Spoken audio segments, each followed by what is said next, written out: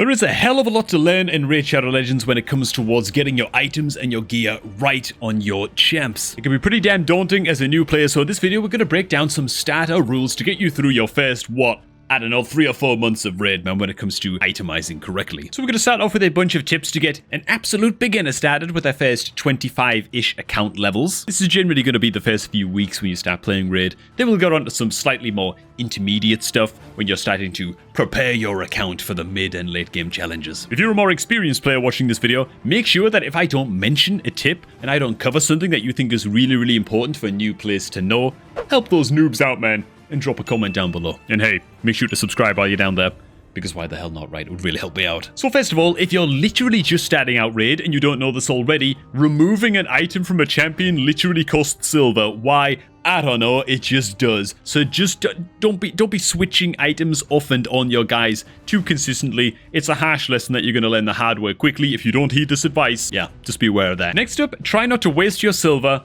upgrading crap items, like I did right here with these gauntlets. Why did I upgrade these all the way to rank 12? Waste all of that silver? Well, it's because they were purple, dude.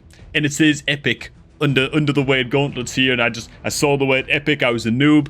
I looked at that, I thought, wow, these must be really good gloves, and so I blasted a bunch of levels into them. Yeah, don't do that. Generally speaking, any item that's like not at least 4 stars in terms of quality, you don't want to be upgrading any item that's lower than 4 stars any more than like rank 8, and even then that's a little bit of a push, right? Nudge them up to plus rank 4, that's fine. Once you get to 8 and beyond, you should really be looking at good quality 4-star and 5-star plus items. Alright, man, so what stats should you be looking for on your champs? Well, first of all, your attack nuker, aka your starting champion in this case, but any attack champion in the game really, should be pushing for as close to 100% crit rate as you can possibly get them. Right? What does this mean? It means that super early on, the easiest way to get crit rating is rolling into it as the main stat on gloves, okay? Gloves are the only item type that can roll into crit rate as their primary stat. And the more you upgrade these suckers, the higher this crit rate number will jump. Now, you will eventually be able to hit 100% crit rate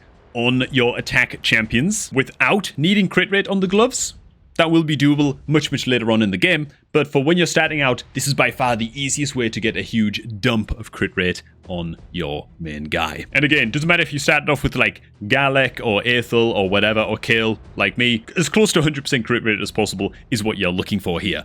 Next stat that's really important is going to be speed as the primary stat on boots. Again, this can roll into a whole bunch of different things, but speed is king. In fact, that's a tip unto itself, man. Speed is the best stat in the game, okay? If you're just starting out and you don't know that yet, speed is by far the best stat in the game. Literally lets you attack in first, as long as you have more speed than your opponents.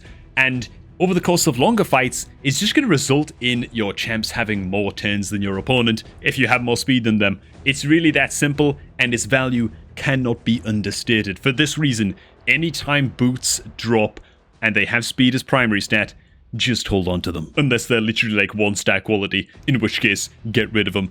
But besides that, just hold on to them. And to be honest, those few tips alone will get you through your first few weeks while you're just getting to grips with the game. Focus on speed boots, focus on crit rate, gauntlets. That's going to get you quite far. Just pay attention to what type of champion you are putting your gear on. If it's an attack style champion, you want to max things like attack stats on things like chestplate and stuff like that. And just kind of mess around with the obvious stuff, you know. If it's a defense style champion, you probably want more things like, I don't know, plus HP, for example, like we've got here on my Archer Queen Legendary. You know what? Now is as good a time as any to mention, if you are just getting started on Raid Shadow Legends, make sure to do so by clicking the link down below at the top of the video description to start your account with a bunch of free starting supplies, including 500k silver.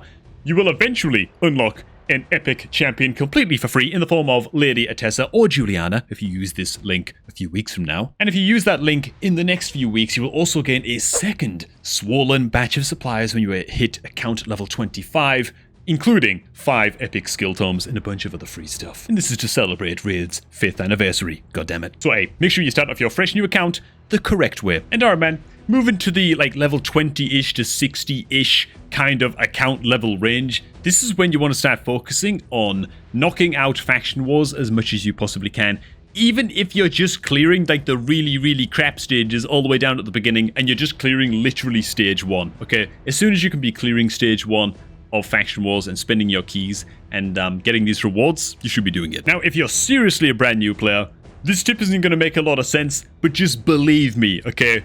Hit the Faction Wars as much as you possibly can and just farm up these material drops right here that, have a chance of dropping in these Faction Wars battles. The sooner you can start stockpiling these things, the better. Why is that? Because at around account level 30 something, you will eventually unlock the Forge building, which is right in here, and then you can use these crafting materials to pump out gear. And that brings us smoothly onto the next tip, and that is, if you're really a beginner player and it's your first time being like account level 30, 40, 50 or whatever, my next tip would be to not craft anything in the Forge ever. Just don't do it, okay? Which is kind of funny because my last tip was to farm the crafting materials to craft stuff in the Forge, but now my next tip is don't use any of it. And the truth is, you're probably quite likely to waste it like I did. Speaking from experience here. My advice would be don't craft a goddamn thing until you actually understand what accuracy does, okay?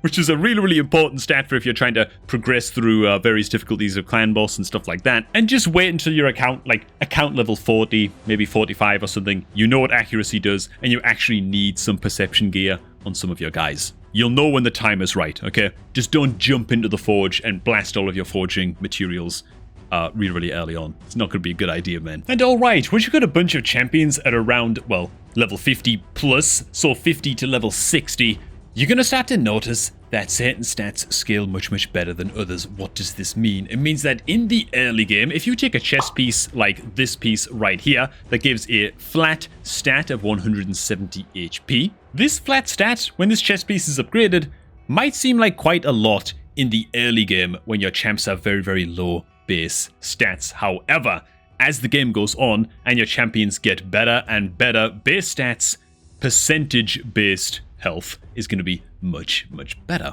What does this mean exactly? Well, this basically means that as soon as a champ is level 50 or above, you then want to start prioritizing percentage-based stats on their gear as much as you possibly can. They're just going to scale way, way better as your champ enters into those higher levels. Now, that isn't to say that these flat stats are bad exactly. The flat stats can be totally fine, again, in the early game. So I don't think that these items are like an automatic sell if you're just starting out. But certainly at level 50 above, you want to get your champs in percentage-based gear instead. And it's just going to scale much, much better. And this is one of those shifts that you make going from like super early game to like early mid game. Another shift in stats you're going to start to make, as you can see, we're on Kayle again here, who is our attack champion, is moving away from crit rate on the gauntlets. While this is really, really good to blast super early on, once you get later into the game, you start to not need this huge dump of crit rate on your gloves. You can get this crit rate from other sources on other pieces of gear